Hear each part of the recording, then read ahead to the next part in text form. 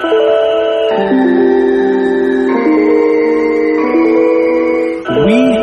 the people of Mercury. I am your interplanetary host, Travis Montgomery. These views reflect one planet and one planet alone. What's happening, everybody? This is Mercury, episode 77. Can you believe that we made it this far, Kenny? Ah, man. The old gang is back. It's me and Kenny tonight. We're here to shoot the shit. Kenny, how are you feeling? Let me cover up that hairline.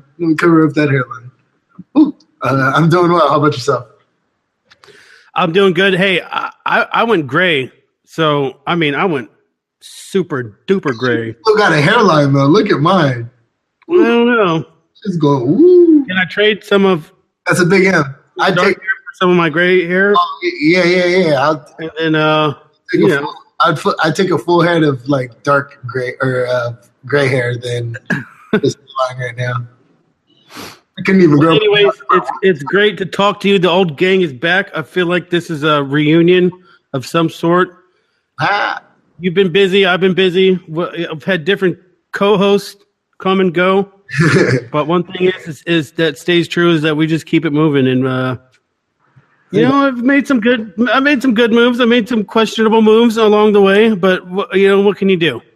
Yeah, no, it happens. Right. It happens. I didn't expect you to stop once I stopped. I'm glad that you kept going. And I'm glad that for all the arguments that we get into, that we can still remain friends, because that's very important. Oh yeah.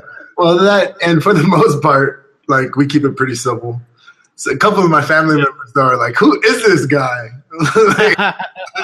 I'm like, I know. I hope your mom doesn't hate me, because your mom's a beautiful lady. No, my mom's like, "Why are you arguing with them?" I'm like, "You don't understand. You don't understand." And so, yeah, it's all good. So, I've been off of work for a while. The church job has halted. They've won a new direction. They're actually. What do you mean they went a new direction? They went a new direction. They turned gay on us. No, they've actually they cut a deal with Costco where they're getting donations from Kirkland. So yeah, if they donate enough stuff, then they get a huge tax write-off at the end of the year. So basically, this church is just washing money for the fucking Costco right now. Oh, shit. Damn, I wonder if they can even hear you. I'm sure they can. Oh, wait, it's on your number. It's in the cup now. If anyone that's watching, can you hear Kenny? If you can comment that you can hear Kenny, that would be awesome. Can you hear me? Can you hear me now? Can you hear him now? Can you hear me now? It's all right. I think so, because it will probably bounce off the phone into the cup. But anyways. Yeah, I got that trick shot. Echo location. Okay, Jervon, my man. Thank you. Thank you for that. Thank you very much. Oh, I see you. Take it all off, bro. Oh. No, I closed the garage, and now it just got a little stuffy in here. I'm over here in Bakersfield, California. Represent Henderson, Nevada. So what do you think about this? About, first of all, having college games played in China? Well, yeah, they started. What the hell is going on with people playing basketball games in China? Yeah, I think Cal football played in Australia, I think, this past year. Yeah, but why are we doing that? I don't know. We're becoming globalist, Travis. We're becoming globalist. That's what's happening. We're becoming it's becoming so like universal just to travel, or like so easy now. That right. That's going to be the natural progression. Once we get this Hyperloop going, oh man, are you kidding me? You're going to have. It's crazy to think that before the airplane, people traveled on boats, and It's like, hey, I'll see you in a couple months. Could you imagine? See you in a couple months, and I hope no one dies. And if they do, send me a postcard. You can legitimately count the horsepower on one hand. People try to. Oh man, that's great. But so we have people that play at UCLA going over there to China, which they operate on a different set of rules than we do. And then we got these knuckleheads trying to steal stuff. Yeah, well, people that have no business trying to steal stuff. I know. It's not like you come from like an impoverished family. I mean, your brother plays for the Lakers, just got cut a huge contract, and now you feel the need to steal stuff. I actually don't know the whole, like, I saw the headlines, but I didn't even care to read it because it seemed so pointless. Like, if you're stealing, I don't even like. I feel like, yeah, I don't know. Did they get suckered into it? Did they get told they can have it, and then like, bam, like what? I don't know.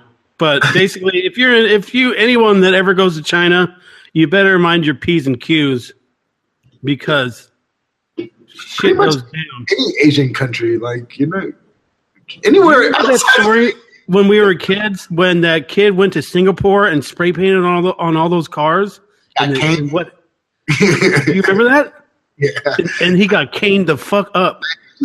I mean, when I first moved out to Vegas, I read something because they did it was like an anniversary year, like 20 years or something like that. And what'd they say? He was like scheduled to get like 100 lashes or whatever. I mean, he only ended up getting. They said it was 13. Yeah, well, whatever number it was, like they said that he deserved more. Yeah, Singapore. They're not messing around in Singapore. Man, but it's just and now it appears, and you're not going to like this, but it appears that Trump negotiated the release. Did he get it? I saw something on the news about it, but I didn't know if it was just like trolling or if it was serious. Well, it was weird that he was already actually over there for, he's doing his Asian tour. So I think he was over there and said something, but they were supposed to be held for trial for the next couple of weeks, but they arrived back on a plane.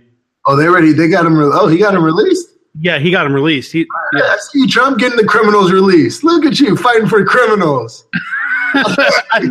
A part of me is like, these people need to learn a lesson that you don't go to another country and break their laws and think that for whatever reason that it's okay. You don't do that here. Why would you do that there? That's a simple rule to live by. If you want to do it here in the U.S., you do that here, you get a slap on the hand, you get a fine, you get a court date, and depending on, if it's grand auto or whatever or grand theft, then you might go to jail, but you're going to get sent through the loop, get home, sent out with some papers, and have a court date. But over there, we're talking 10 years in jail. Like what? The coaches had to talk with them. Like, look, okay, we are not in America. We're gonna play by a different set of rules, and the youngster and just being young. And the fucking youth of today, it just drives me up the goddamn wall. They are so entitled and depressed. Yeah, they for sure, before they left, they for sure had like someone come in and talk to them from like a traveling person or whatnot, like tell them the do's and don'ts of China. Yeah. So, okay, look. Anytime we would travel for bowl games or going to I don't know, a specific city where there might be trouble, they would always have like somebody there to either before we left or whatnot to like talk to the team. That's true. And so maybe some of this is on the coaches or whatever. Like, no. That's not what I was getting. There's no chaperone or something. I'm not saying it's on the coach, but they should have been. Someone should have had an eye on him. Come on. Know. But, I don't know how the story went either, but I'm not a big ball family. What's it called? Fan. So you're not balling out of control. Nah, I'm not balling out of control. From what I understand, he's doing. It's his first year in the league, so it takes a little. I actually don't have a problem with him. I have more so just how annoying his pops is. Like, yeah, he's a good father, and yeah, but he doesn't have to be so annoying and obnoxious. That's my biggest thing. Yeah, that's kind of his deal, though. I mean, yeah, it's marketing. Don't get me wrong; it's genius. But I wouldn't want to hang out with him. I wouldn't want to go to the bar and grab a beer with him. Oh man, it would be his kid all day long. We'd be watching his kid on the TV, and he'd be showing us pictures. You couldn't get away from it. But anyways, anything going on with you? I hear business is a little bit slow for you. Yeah, business is kind of slow, but I got I'm doing a little shoot-a-palooza or shoot-a-thon Thursday and Friday. I'm going to be shooting from 3 in the afternoon to about noon the next day. There you go. So just trying to get as many people scheduled as possible in that time. So if anybody listening in the Vegas area need headshots or boudoir shots or any kind of promo shots, hit me up. Yeah,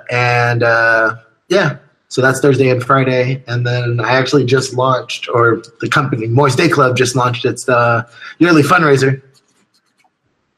And this year it's warm meals and warm fills. So basically I'm looking for either if you're looking for monetary donations, which would be going to help feed the hungry.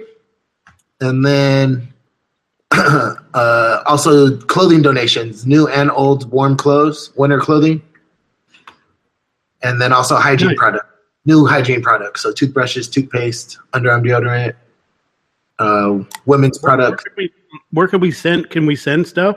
Yeah, I actually right now I have 2 places you can send it. You can either send it to my place, or you can send it directly to the charity that I've partnered with, which is Projects for Humanity, and they're just a local charity that I've done photos for in the past, and they have soup kitchen, or not soup kitchen, but a food bank that they run. And so that's interesting. Yeah, the food bank. Oh yeah, that came up in the chat earlier. Yeah, they. I when I went out and did every Monday they go out. They have a network of people that go out and feed the less fortunate over in this area, and they bring a big trailer full of stuff so people can take home food and whatnot. And it's the time I went, there was probably close to like 350 people, maybe probably even more, that came, and everyone left full and with a plate of food and food to bring home.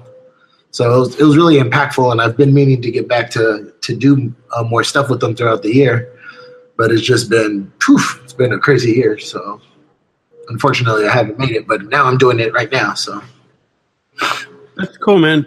Yeah, it almost feels like we do it for a selfish reason sometimes, because it makes us feel good that we're making a change, but it's really for the people that need it. I do. I'm one of those suckers. If someone asks me for a buck, like yesterday, I put $5 in someone's tank at the gas station. Yeah, I got it. They need it. I can't really. Yeah, I kind of agree in that situation. I think more so I give more so in that situation out of selfish reasons, like. And I mean, I guess since I'm giving, the person receiving doesn't think of it as selfish, but it's just more of a like, oh yeah, I got it here, like kind of. Right. Like I feel your pain, but like you don't ask me. I have stuff that for donation too. Oh, awesome! So maybe I'll ship something out to you. A lot of old women's leggings, not old, but no, perfect. That's perfect. Some of the ones that.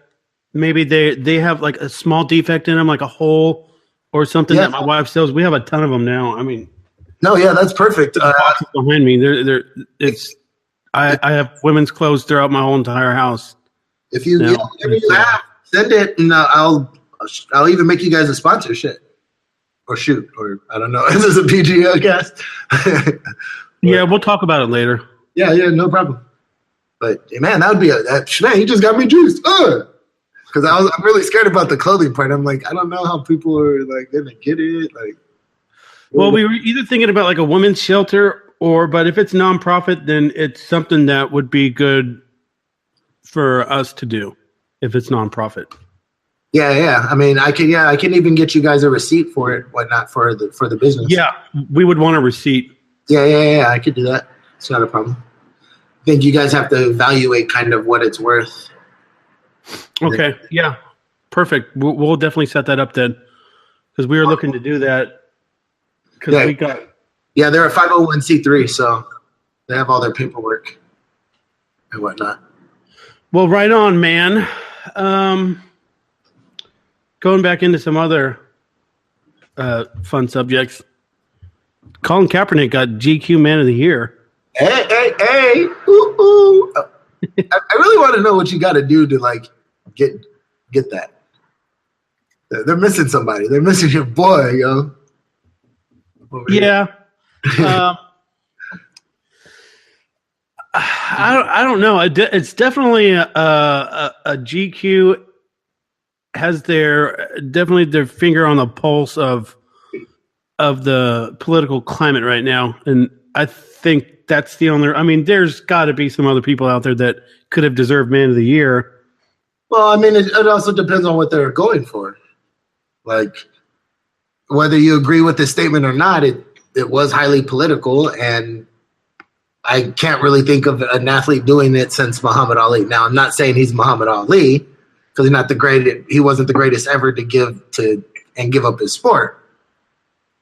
But I mean, you can't honestly look at what's going on right now and say that it's not like he's not employed because he hasn't been blackballed in some way. So I think Sean had a good point about it, and I want to get your take on it. You know, Sean. Yeah. Not Coca. The other one. Gotcha. His theory behind it was that he just did it at the tail end of his career when he knew that his abilities and all that was declining, just to try and make some noise and get some recognition towards his name. Possibly, I don't know that, and I might be butchering. I mean, no, I've heard that theory before as well, and I mean, no one really honestly knows. That could very well have been it. But at the same time, like, who's to say really? Yeah, he had one down year?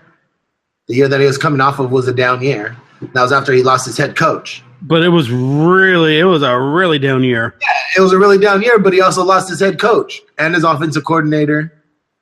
That's true. But I thought he didn't even like that dude. Yeah, but whatever it was, his offense definitely was working. I thought, and it was Harbaugh. Yeah. So, but I thought he had basically, like what they said, had lost the locker room per se. I don't see how they just went to the Super Bowl. But I mean, that could have been it as well. I don't know. I know Hardball and the owners bumped heads, is what it was. That's why they let him go, because Hardball wanted more money or something.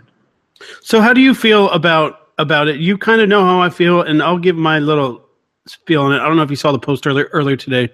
I said how I felt, and we don't have to get into all of it. But do you agree with his decision to kneel and the consequences and everything that's happened afterward?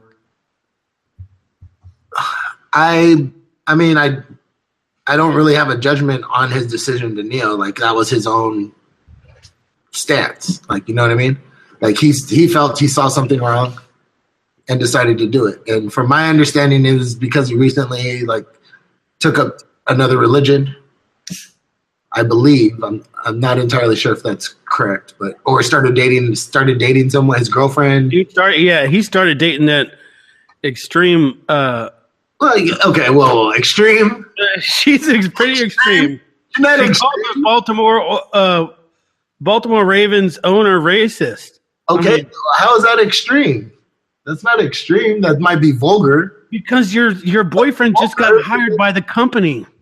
And to do something like that is extreme. Right, but that doesn't make her an extremist. I don't. People that do extreme stuff seem kind of extreme to me. Oh, you say some extreme stuff. Does that make you an extremist? I might be. I don't know. No, but with him, he saw something wrong and he did it. And what you also have to kind of understand is that he wasn't doing it like, hey, look at me.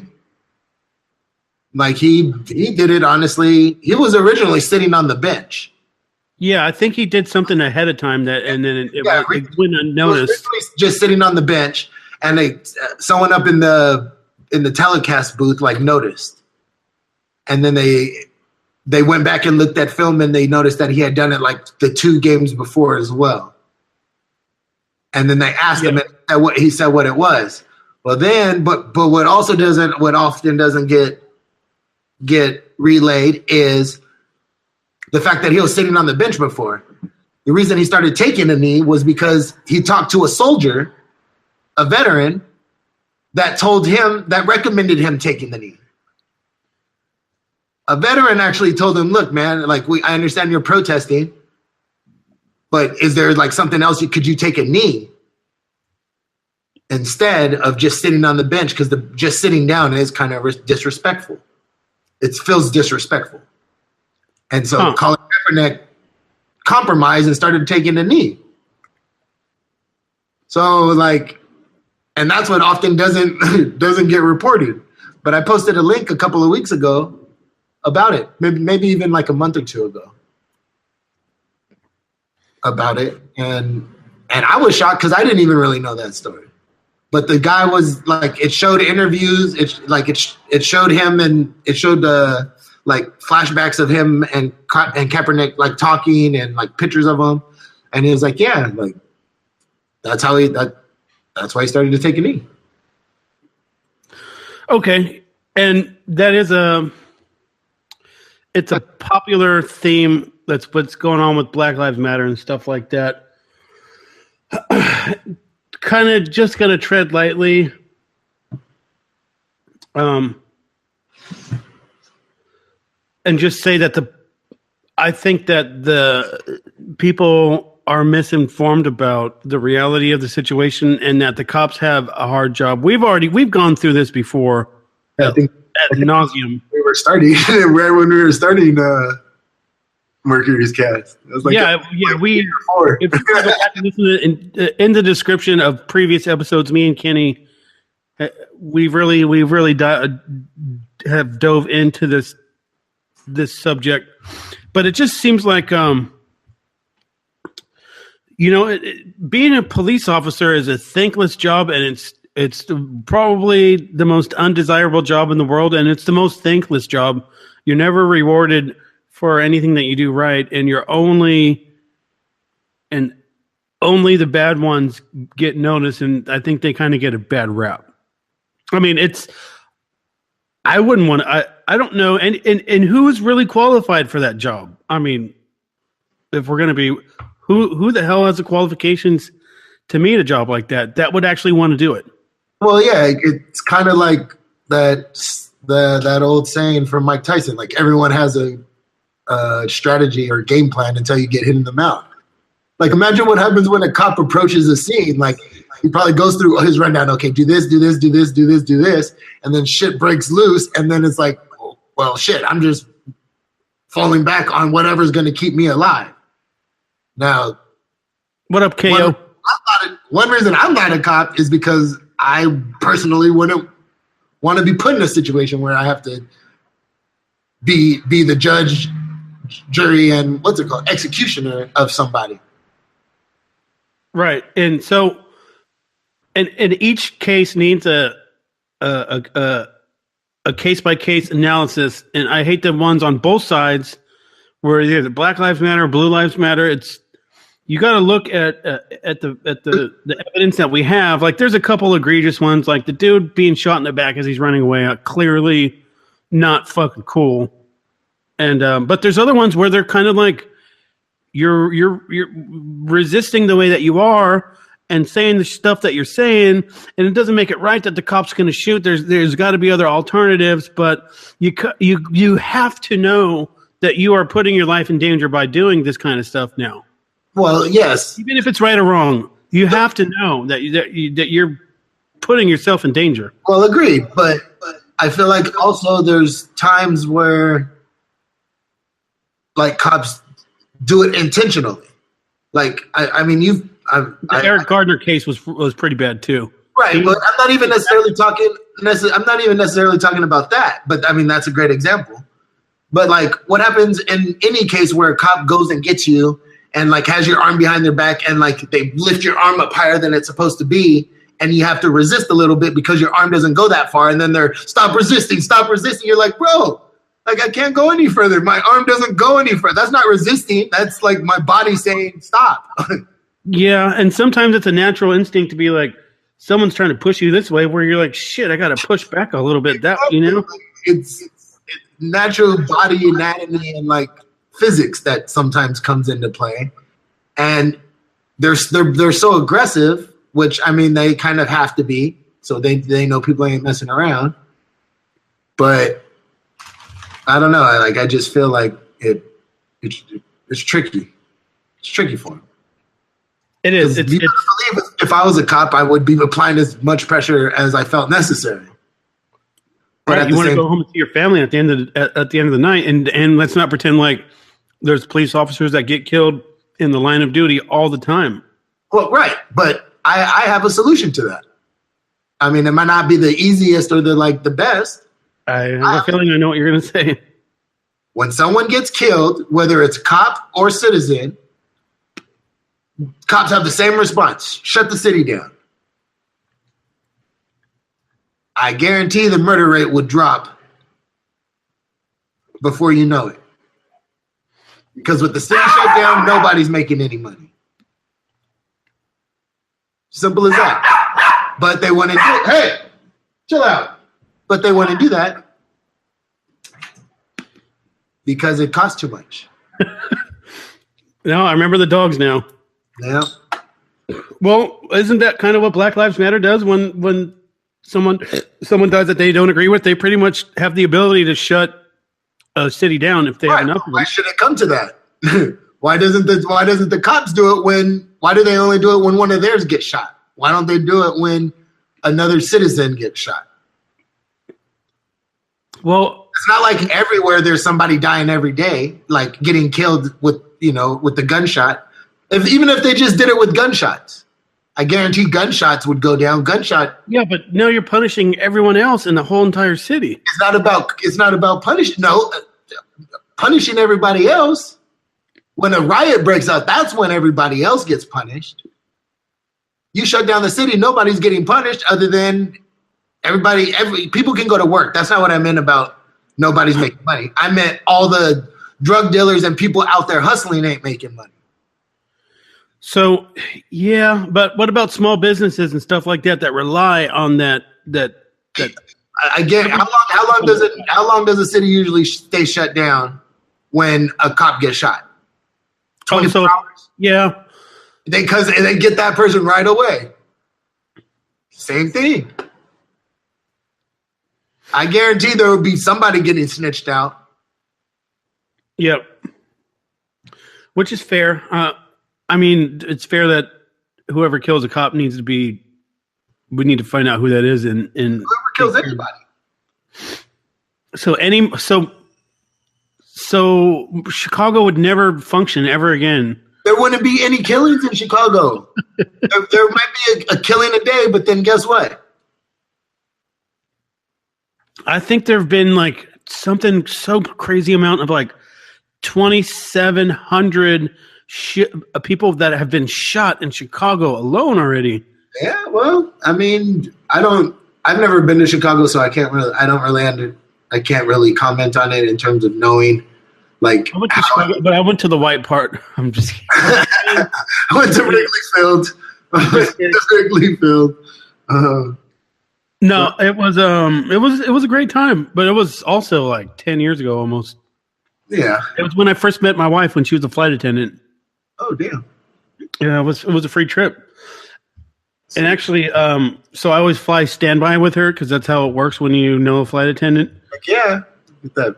And I think I told you the story before, but I stayed. She had to go work, and I didn't get on her flight, and I didn't get on the next one. I went over in Chicago, and she's like, "Don't leave the airport." It's like, I was like, oh, "Of course, baby, I'm not going to leave the airport." As soon as she gets on the flight, I'm like, "Taxi." Taxi. I almost got arrested, but anyways. You know, they frown on drinking beer on the curb, I guess.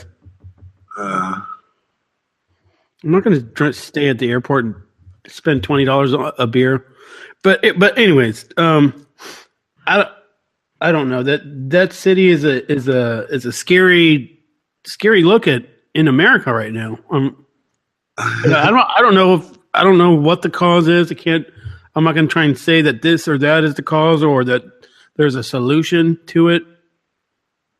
Because there isn't. It's just really the really dark part of American history right now. That and there's just no jobs in Chicago. Well, I can't say there's no jobs. Again, I haven't been there. But usually what happens with gun violence is there's not at least enough desirable jobs in the community to get the youth to aspire to become anything. Right. Okay. So one thing I will say about Chicago, having been there, and can I just say that I hate when people they start their sentence with, well, since I was a political science major, or since I was an economics major in college, let me tell you how it really is. Let's start arguments with that. It's like, just fucking get over yourself. Sure. But they're basically saying no matter what you say, they don't care because they already. Oh yeah, it's irrelevant because that just drives me up the wall. Anyways, I will say this about Chicago is that you know how big the county of LA is. Like it has a big county, but right. Downtown LA is pretty centered in the amount of big buildings that are there. It almost seems to me like, and I could be wrong, that all of Chicago is like the size of LA County, but with all of the big buildings. Like it's as big buildings as far as the eye can see, not skyscrapers, but just tall ass buildings. Where LA is kind of spread out. So not quite New York, but on that scale. No, I would say more buildings than New York because New York has a lot of tall buildings in a small area. Right, they have a lot of skyscrapers in a small area. So it'd be like LA, but the density of New York. Yes, yeah. And I don't know whether that means anything or not, but and then there's south side of Chicago. We actually have a friend of the podcast who lives in Chicago. His name's Darian. He's the newest addition to the group. I hope he doesn't screw it up. They're winning. You guys are all winners in the group so far. We're all winners. No one's ever made. You know, it's just like that particular conversation was not going anywhere positive, not anywhere constructive. And I was kind of leaning on Sean to make the call, and he made the call, and I was like, you know what? All right, this is. I slept in that morning, and I woke up at 11:30, and I'm like, what the fuck is going on? Because I stayed up late. I don't know what I was doing, but I woke up, and I'm like, is this conversation really happening right now? And I still got love for the dude. He's still welcome on the program, Matt.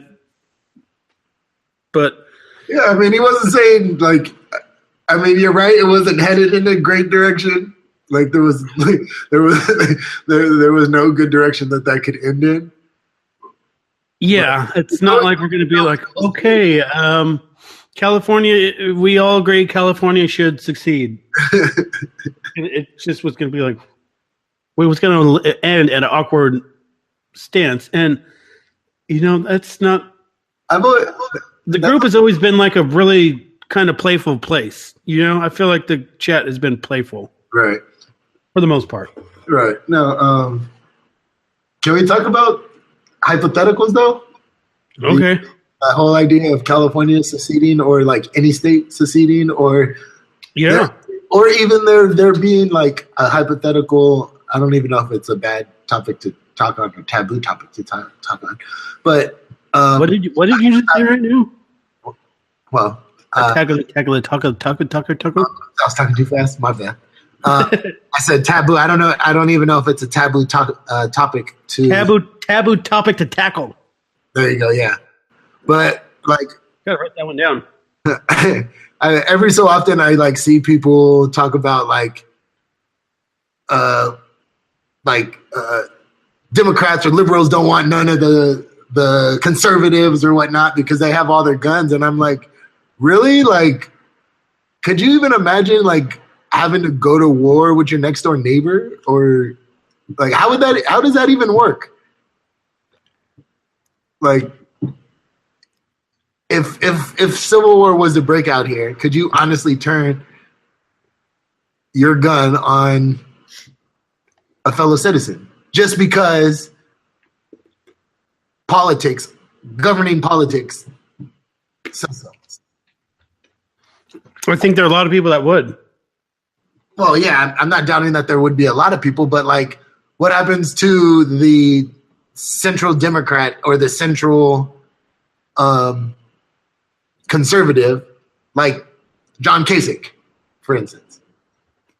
Like, what would he do? What would he do? Would he fight? And what side would be technically America? Whoever's in the presidency at that time? Is that how it worked? Was that how it would work? So I have thoughts about this.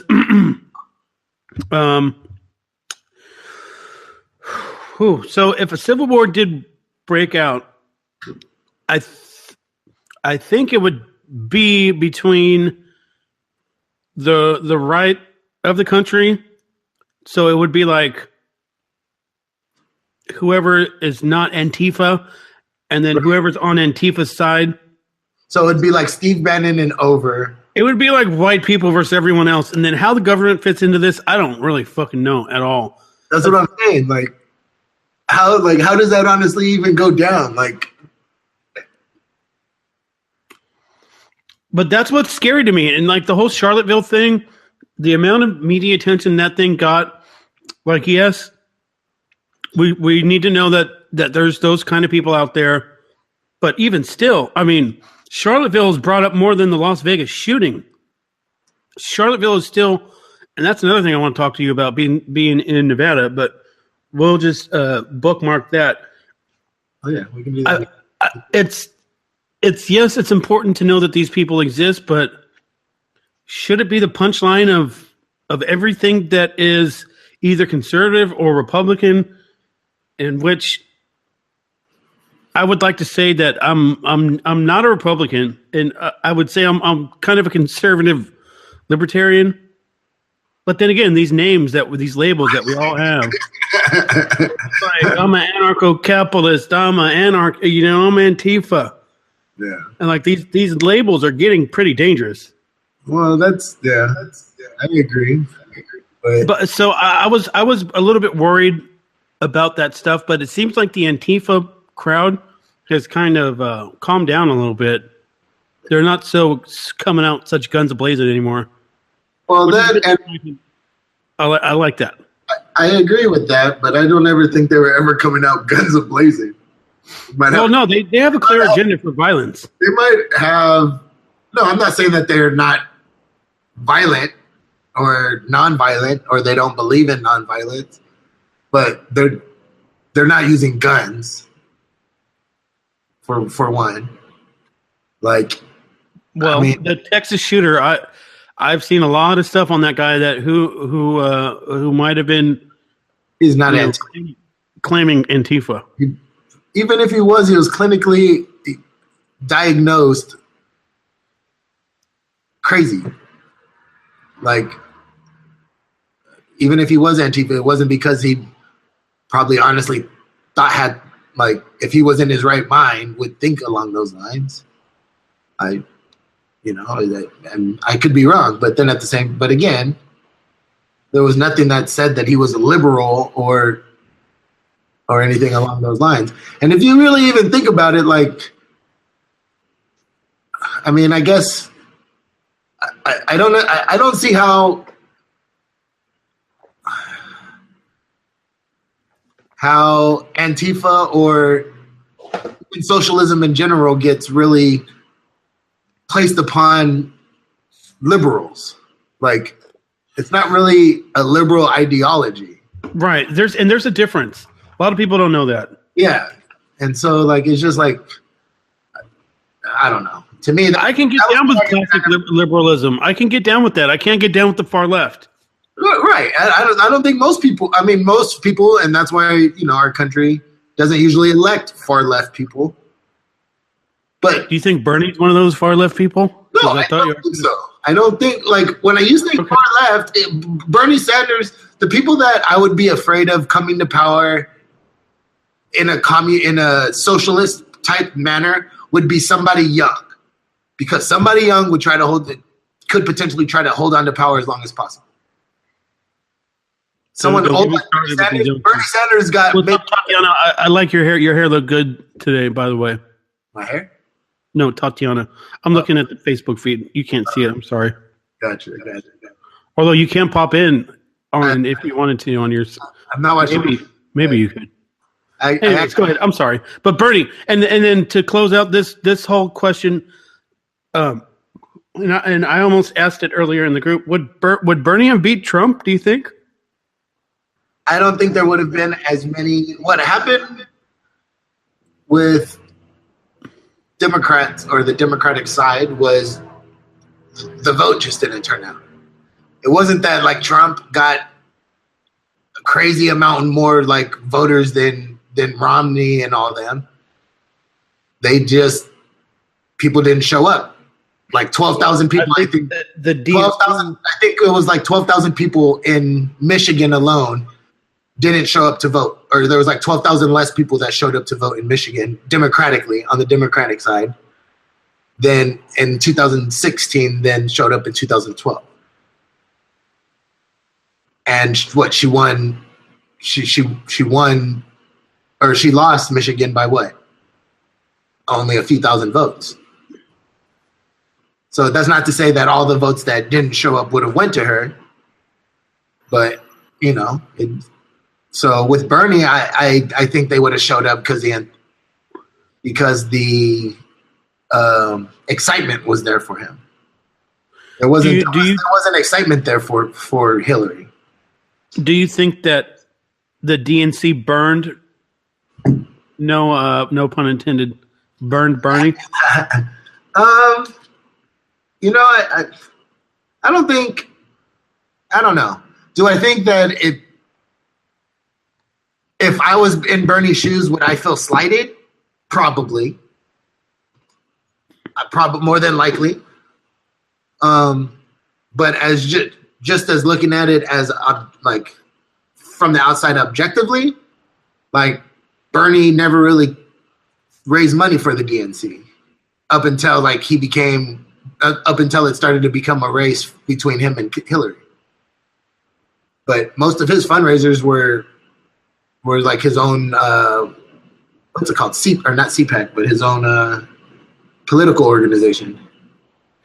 Yeah, and that Donna Brazile is just not doing the Democratic Party any favors. It really doesn't matter. The only reason why, like, I don't think it would be such a big deal if things weren't so politicized today. Like, if there wasn't so much going on with Trump every day on the thing on TV, I don't think that it would have been, or it might have been blowing up even bigger, but it wouldn't have been as much. Like, what if you think she would have came out with this book if Hillary would have won? That's a good question. You know what I mean? Like, that probably would. For a recap, for anyone listening, Donna Brazile was also the person caught giving the questions that were going to be in the debate. I think it was the second debate to Hillary Clinton. She saw the questions from CNN, and I think that proof that was is undisputed. I heard was proven. I mean, I don't know. I didn't really read much into it because I was getting sick of politics at that point. We were doing the podcast at the time. Right. Maybe I think we were right, but we kind of covered all this stuff. If you want to go back. No, we did. I remember talking about it, but I didn't read I didn't care to click on CNN's topic on it, or you know what I mean? Like it wasn't. And I'm a little confused because now all CNN and MSNBC is politics 24/7. Did they ever do anything at like 20 years ago? Was CNN just 24/7 presidential? Well, CNN was the first a 24-hour newscast program. So they were the first ones that laid out the template for it. And then Fox News came in with Roger Ailes, and Roger Ailes used to work for what's it called? Nixon back in the day. He was Nixon's like TV manager, whatever, PR person.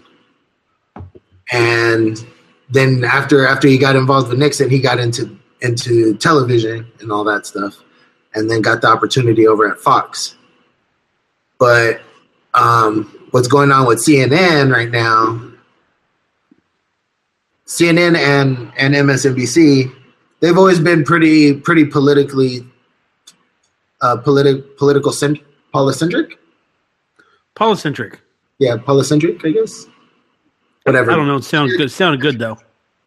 Politically centric shows, but I mean, I think their original thing was just supposed to be basic news, but now like politics is pretty much taking over basic news.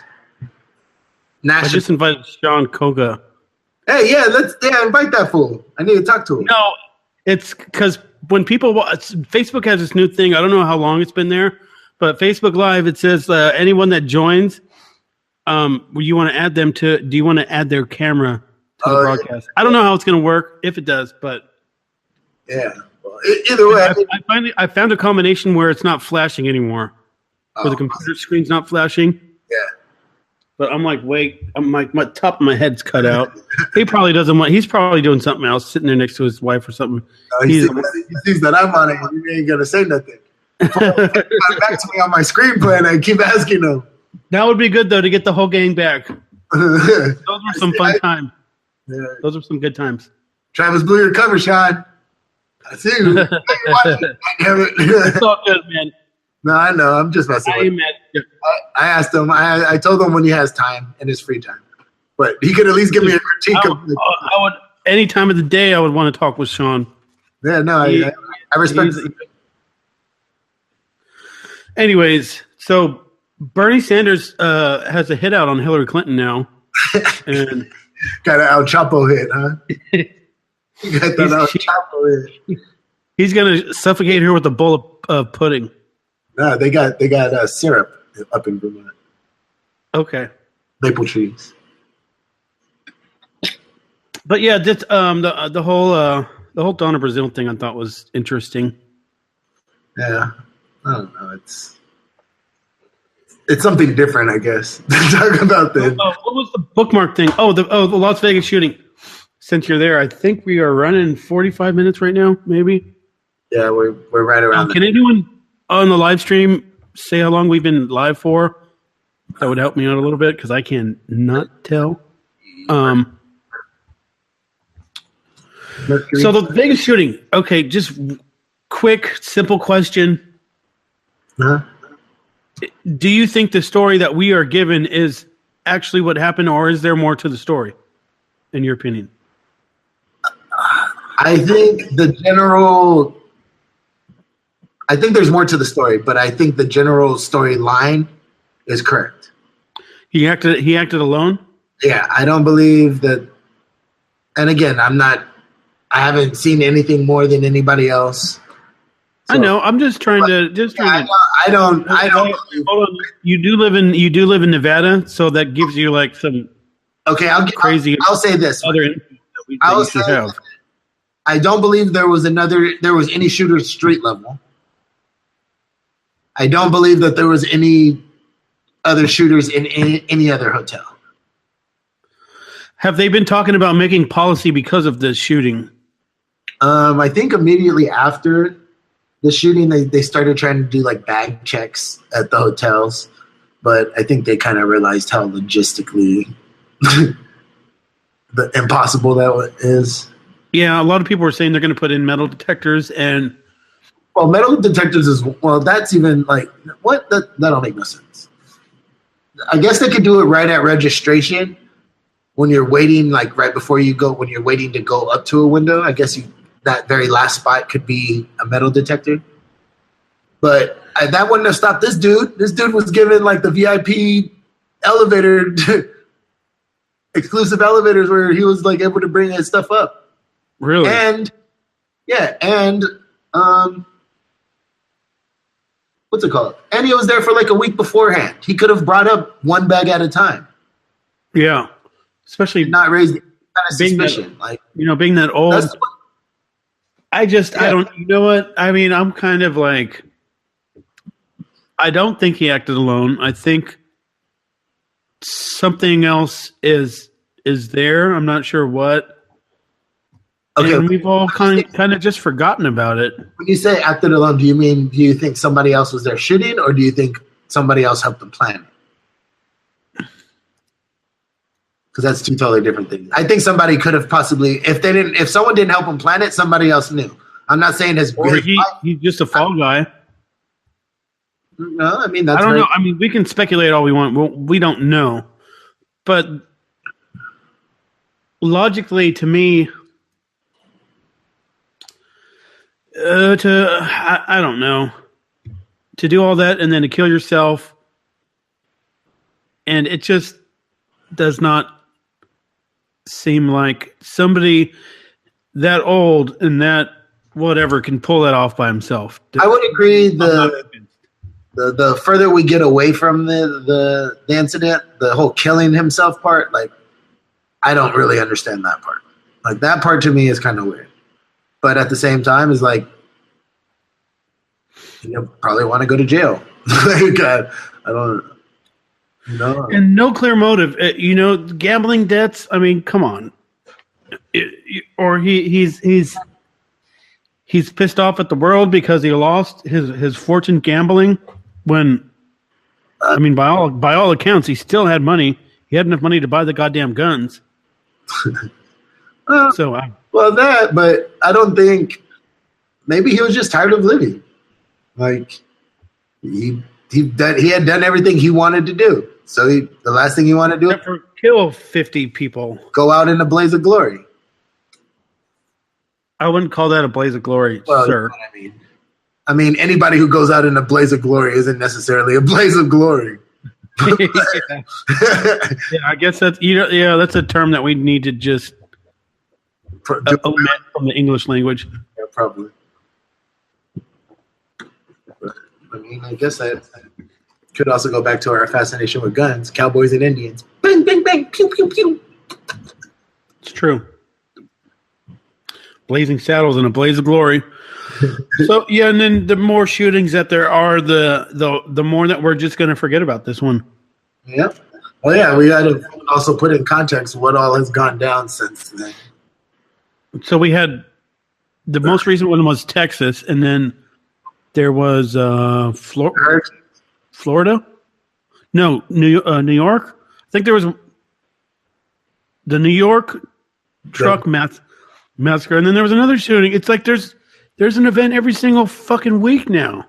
There was another church shooting in Tennessee or whatever that same day or same night, but it was a white dude. Yeah, well, that doesn't count. Of course, it doesn't count. He was white. He was just mentally insane. That's all it was. Oh man, yeah. But the guy in New York. Right, they got him alive though, right? He was an immigrant from Uzbekistan. Yeah, and then Trump said we need super vetting. We need to step up the ultra vetting already. So we gotta have super mega. He wasn't even on the ban list. Good old Trump. Part of me respects his I respect him because he actually did what he said he was going to do. He said it would be easy to become president. That motherfucker did it. But excuse my language. But so no, you don't have to excuse your language. So here's another thing that I recently caught wind of. So Trump used to rewind a little bit. There was a expo in LA. It was a real estate convention, people that sell a bunch of real estate or something or other. And the guy that one of the key speakers of the event was talking about how Trump used to go there all the time. And that's where he got his chops for the speeches in the campaign trail, because he would just go there and he would only supposed to be scheduled to speak for like 15 minutes. And then he'd go for an hour and just lighten the whole crowd up. Just like, he just knew what to say to get the crowd like behind him, and I feel like that's kind of what he did during the campaign. Like wherever he would go, obviously he's not going to get that response in like Atlanta or but where he would go, he would get the crowds. He knew what to say to get the crowd behind him. How disingenuous is that, though? That's basically saying he didn't believe what he was saying. There's no way you can't. I mean, I guess since he was saying the same thing over and over, he could believe it. But I mean, let's say Chicago didn't shut him down, right? Like, would he have gone in there and started speaking like liberally? I don't know. That's a good question. I mean, like, if he can read the crowd. But I mean, traditionally he was a liberal to begin with. He wasn't. He hasn't been a conservative. That's why. Sorry, I'm super loud. That's why he contradicts himself so much with like policies, because he's getting spoon-fed the Republican policies, and as he's up there like just going off top, he ends up saying something liberal that he believes, and it ends up messing up the whole policy. Look what he did with healthcare. It was like, oh yeah, this is a great policy. He only gave a few basic topics, and then he had to go after he was done explaining. He's like, yeah, we're going to give healthcare to everybody. Everybody's going to have healthcare. No, we can't. There's no way we can afford that. But I'm saying, like, that's what he said. Yeah. Like a lot of his original thoughts end up, or if he thought out other than taxes, all of his other policies would be liberal. But like you said, I haven't looked into the tax policy thing. I've heard mixed stuff on it from both sides. Right. There's some people on the right that don't like it. Yeah, it's good if you live in a middle America flyover country. If you live on the coast, though, you're pretty much screwed. We might have to get into that one another time. Right. I think we're right about at that time now. Yeah, I think we are. It was good to chat with you again. It feels like the old times, and I'm glad I got that flash worked out on the Facebook. We're gonna have to do a little revamping on that. Yeah. Thanks for anyone that dropped in. I think there was 20 or 30 of you, and there'll be some replay viewers. We'll get some of the kinks worked out. But please go to Mercury's Cast on iTunes and rate and review, or you can go to the Facebook page. Did you see that that smear campaign that was run against me? Kidding? I saw you. You're like,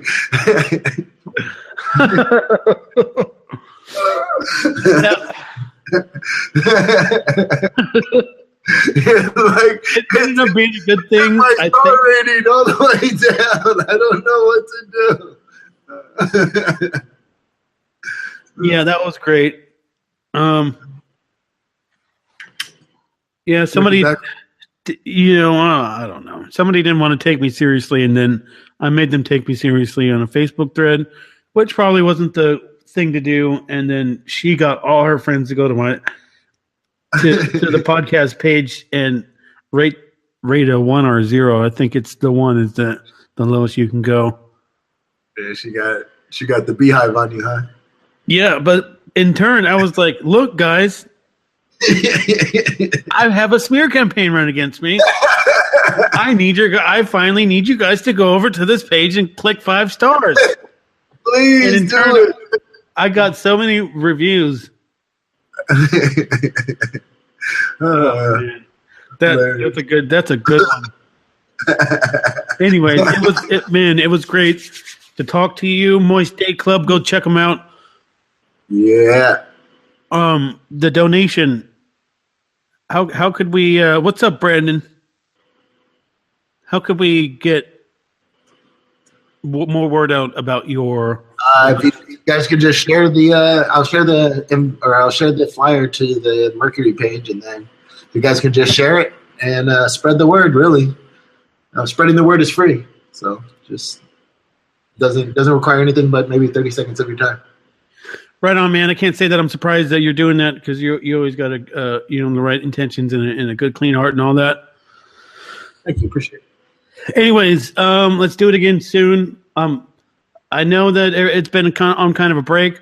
Holidays are coming up. Could be a little bit more tricky. I actually have another idea for a new podcast that I'm not ready to unroll yet. Maybe we could work it into this one. No, it would be a brand new one.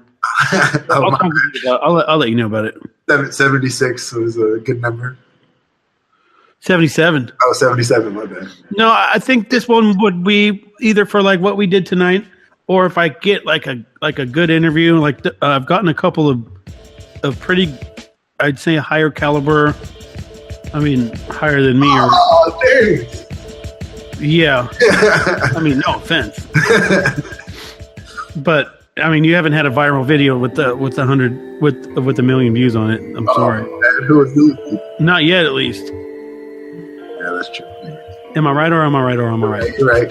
I've reached a couple of thousand though. Really? Yeah, and a couple of my YouTube. Right. Okay. Anyways, we're out of here. Probably next week, if not the following week, we'll do something. And yeah, that's it for next week. You know what? We're gonna bring it back, and I'm gonna tell everyone to step their game up. Step it up. Step the game up. One time for the hustler.